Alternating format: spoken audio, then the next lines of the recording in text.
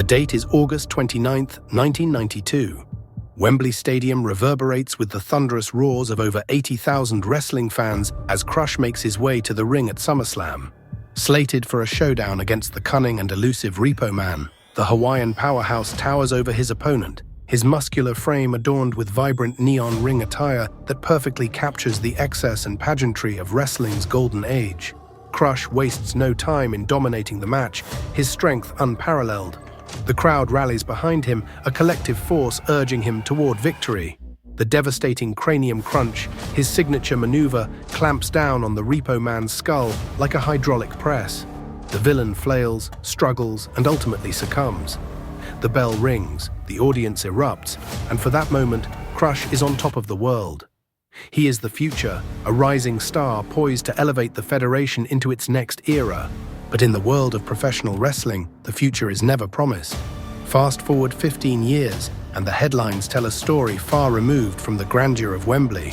On August 13, 2007, the man who once electrified the wrestling world as Crush is found dead in his Florida home. A tragic, untimely demise at just 43 years old. The questions linger. What happened? What forces led this once promising star down such a fatal road? To understand the tragedy, we must first return to the beginning. Born on April 14, 1964, in Kona, Hawaii, Brian Keith Adams grew up in an environment where strength and physical prowess were celebrated. The island culture, with its rich tradition of powerful warriors and athletes, seemed to shape his destiny from an early age. Standing at 6 feet 6 inches and weighing over 300 pounds in his prime, Adams was a natural athlete who excelled in multiple sports during his youth. After finishing high school, Adams enlisted in the United States Air Force, where he first discovered and refined his boxing skills. But it was professional wrestling that captured his imagination, offering a perfect blend of athleticism, showmanship, and the opportunity to travel beyond the confines of his island home. Adams began his wrestling training in 1986, learning the ropes in Japan under the tutelage of Antonio Inoki, one of professional wrestling's most respected figures. This experience would prove invaluable, as the strong style of Japanese wrestling helped Adams develop both his in-ring abilities and the mental toughness required to succeed in New Japan Pro Wrestling. In late 1987, Adams debuted in Pacific Northwest Wrestling as the American Ninja, engaging in a heated feud with Super Ninja that ended in a loser-leaves-town victory before he briefly made his way back to Japan as the Midnight Soldier. After stints in the short-lived Oregon Wrestling Federation and Continental Wrestling Association, he returned to the Pacific Northwest in 1989, aligning with Lord Jonathan Boyd and later forming the Wrecking Crew alongside the Grappler. His tenure saw him claim the heavyweight championship in 1990 before dropping it to Scott Norton, solidifying his reputation as a formidable force in the territory.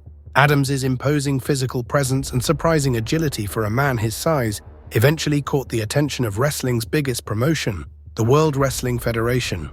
When Crush debuted in 1990, the company was riding high on its golden age, dominated by larger-than-life characters like Hulk Hogan, Ultimate Warrior, and Randy Savage. Initially, Adams was positioned as the third member of Demolition, utilizing the Freebird rule to defend the Tag Team Championship alongside Smash.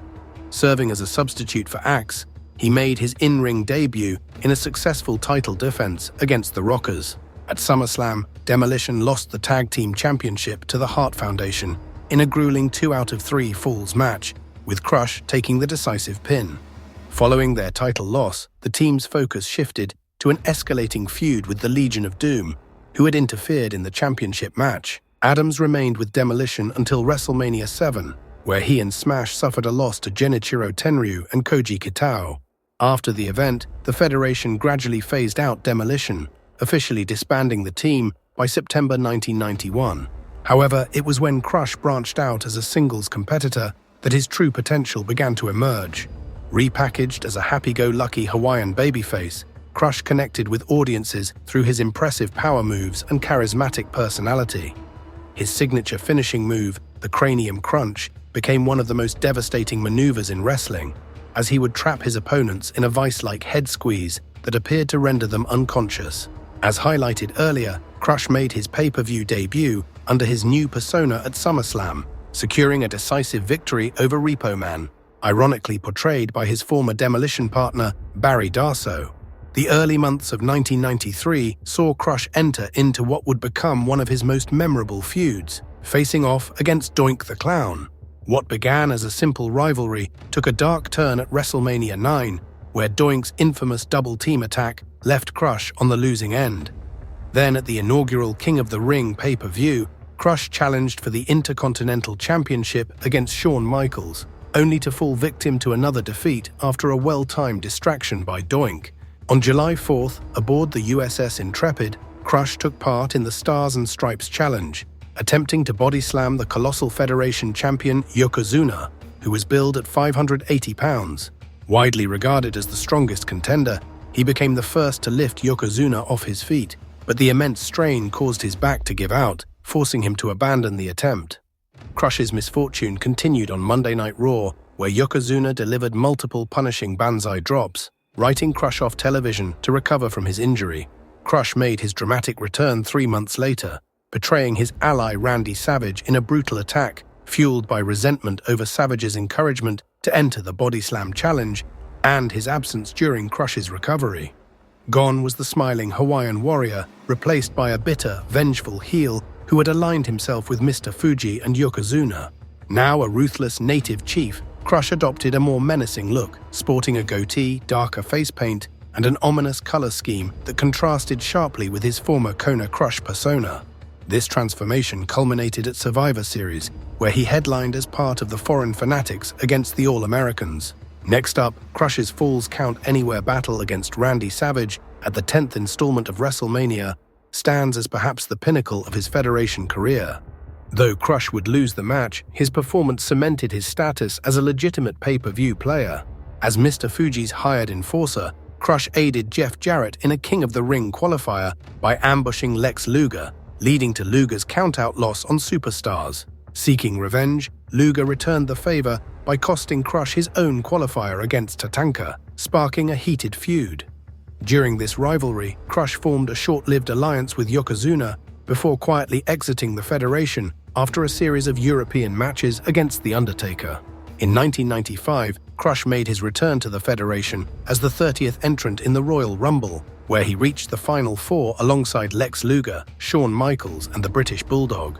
Yet it would be his only appearance that year, as on March 13th, while in Hawaii, he was arrested for purchasing steroids and possessing an illegal handgun. After a brief stint in jail, Adams returned in July 1996, reinvented as a menacing biker with denim attire, a nose chain, and a darker edge, with his real-life incarceration woven into the storyline. Fans taunted him with chants of Jailbird as he made his surprise comeback on an episode of Monday Night Raw, quickly reasserting himself with a dominant victory over Savio Vega, debuting the Heart Punch as his new finisher. That fall, Crush's feud with Vega escalated, leading him to align with Farouk as a member of the militant Nation of Domination. Adams departed the Federation in the fall of 1997, partly as a protest against the Montreal Screwjob. While he would find success in World Championship Wrestling as part of the New World Order stable and later return to the Federation briefly, these later runs never quite recaptured the magic of his earlier work. Behind the scenes, the physical toll of professional wrestling was mounting. Like many wrestlers of his era, Adams relied increasingly on pain medication to manage the chronic injuries that came with performing night after night. On August 13, 2007, Bryan Adams was tragically found dead by his wife in their Tampa, Florida home at just 43 years old. The medical examiner ruled his death the result of a lethal interaction between the painkiller buprenorphine, the muscle relaxant carisoprodol, and the sedatives chlordiazepoxide and alprazolam, each at therapeutic levels, but together suppressing his respiratory system fatally. His passing marked yet another sobering loss in professional wrestling, a stark reminder of the physical toll and pharmaceutical dependence that haunted many of its warriors. As we look back at that summer night in Wembley Stadium, we see a performer who had achieved his dreams of wrestling stardom, yet whose greatest battles would take place far from the spotlight. The story of Crush remains a compelling reminder of both the glory and the darkness that can exist within professional wrestling, and the thin line that sometimes separates them.